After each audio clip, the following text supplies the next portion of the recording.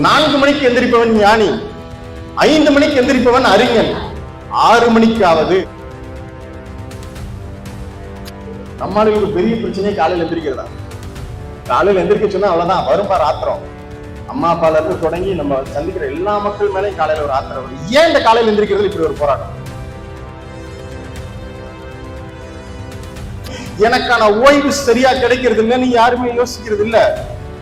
ஓய்வு என்றால் என்ன அப்படின்னு சொல்லி யோசிச்சனா, எந்த நேரத்துல உன்னுடைய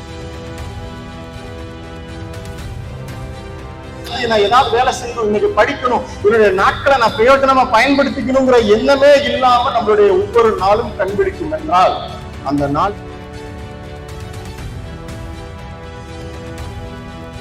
அழகா ஒரு பயிற்சி செய்யுங்க. என்ன தெரியுமா? காலையில போய் குளிக்க போய் எல்லாரும் குளிப்பீங்கன்னு நினைக்கிறேன். ஒரு சின்ன பயிற்சி செய்யுங்க. ஒரு கையளவுக்கு தண்ணி எடுத்துக்கங்க.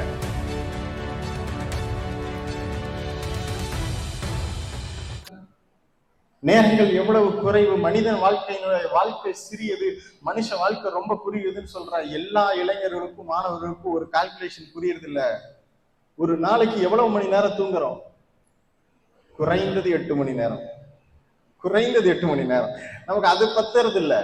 இதைத்தான் அன்னைக்கு ஒருத்தர் பேசுறப்ப சொன்னாரு, 3 மணிக்கு எந்திரிப்பவன் முனிவன், 4 மணிக்கு எந்திரிப்பவன் ஞானி, 5 மணிக்கு எந்திரிப்பவன் அறிஞன், 6 மணிக்காவது மனிதன் அப்படின்னாரு. இந்த மாதிரி ஒரு கூட்டத்துல பேசியிருக்கப்ப ஒரு அறிவாளி எந்திரிச்சான். சார் அப்ப 7 மணிக்கு எந்திரிக்கான். அவன் எருமை.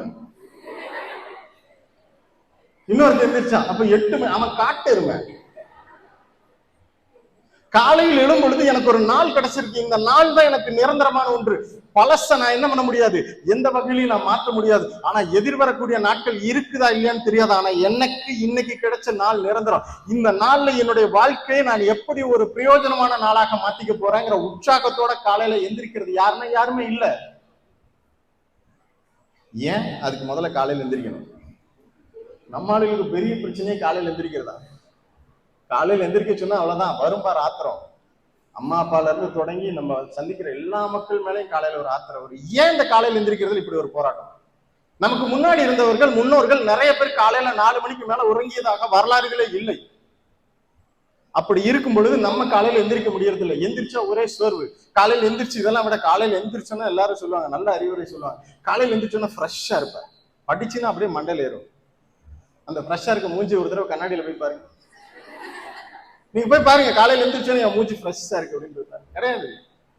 ஏன் அந்த புத்துணர்ச்சி இல்லை? ஏன் அந்த உற்சாகம் இல்லை? ஏன் எனக்கு நைட்டு ஃபுல்லா நான் தூங்கியும் எனக்கான ஓய்வு சரியா கிடைக்கிறது இல்லைன்னு யாருமே யோசிக்கிறது இல்ல. ஓய்வு என்றால் என்ன அப்படின்னு சொல்லி யோசிச்சனா, எந்த நேரத்துல உன்னுடைய குடல் உறங்க செல்கிறதோ, என்னது உன்னுடைய குடல் உறங்க செல்கிறதோ அதிலிருந்து 6 மணி நேரம் தான் உனக்கான ஓய்வு. நீ என்ன பண்ற? இருக்கிற வேலையெல்லாம் விட்டு போட்டு திங்கிறதே நைட்டு 9 மணி 10 மணி. அது குடும்பமா உட்காந்து ரவுண்டு கட்டிடுவோம். குடும்பத்திலயும் ஒரு ரவுண்டு இருக்கும், இங்க சாப்பாட்டுலயும் ஒரு ரவுண்டு இருக்கும். அடி வெளுப்பாங்க. சிலர்லாம் பார்த்திருக்கேன், கூப்பிட்டு நைட் நேரம் 8 9 மணிக்கு சாப்பிட்டு வந்ததுக்கு அப்புறம் இங்க வாழன்னு கூப்பிட்டு வாயை தரான்னு பார்த்தா தொண்டை புள்ளியில மிதங்கிட்டு அடிச்சு வெளுத்திருப்பாங்க. உள்ள மிதந்துட்டு இருக்கும். என்னடா இவ்வளவா கிடைச்ச கேப்பாடு. ஆனா என்ன அப்படின்னா, உணவு பழக்கம், உணவு முறை எப்படிங்கிறது எப்படி இருக்குன்னா, காலை உணவுங்கிறது அரசனை போல இருக்கணும், நல்ல திருப்தியா சாப்பிடணும். மதிய உணவு அப்படிங்கிறது ஒரு நார்மலா மந்திரியை போல இருக்கணும். இங்க இரவு உணவு இல்ல, மாலை உணவு. எல்லாரும் இரவு உணவுவாங்க, அதெல்லாம் இங்க மாலை உணவு. அப்ப சாப்பாடு டைமை எப்ப முடிச்சிடணும்? ஏறக்குறைய 7 மணி 8 மணிக்கு முன்பதாக உங்களுடைய இரவு உணவுலாம் நீங்க முடிச்சிருக்கணும். அப்பதான் அது செரிச்சு முடிக்கிறதுக்கு என்ன ஆகும்? 10 மணி 4 மணி நேரம் அதை செரிமான நேரம். 10 மணிக்கு சாப்பிட்டு நீங்க சாப்பாடு செரிச்சு முடிக்கும். அந்த செரிச்சு முடிச்சதுக்கு அப்புறம் 10 மணிக்கு நீங்க உறங்குனீங்கன்னா கரெக்டா காலையில 4 மணிக்கு முடிப்பு வந்தே தீரும்.